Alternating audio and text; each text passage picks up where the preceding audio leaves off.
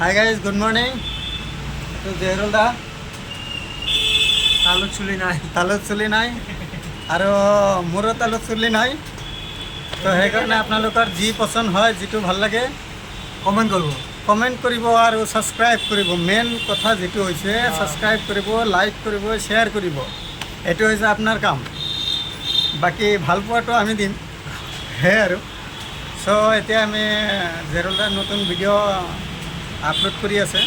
এতিয়া আমি মানে নতুনকৈ চেনেল এটা খুলিলোঁ।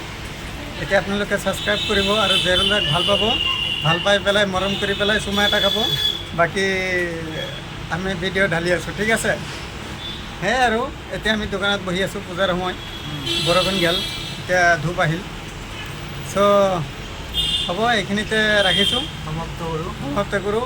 বাকী লাইক শ্বেয়াৰ যি আছে আপোনালোকে কৰি দিব।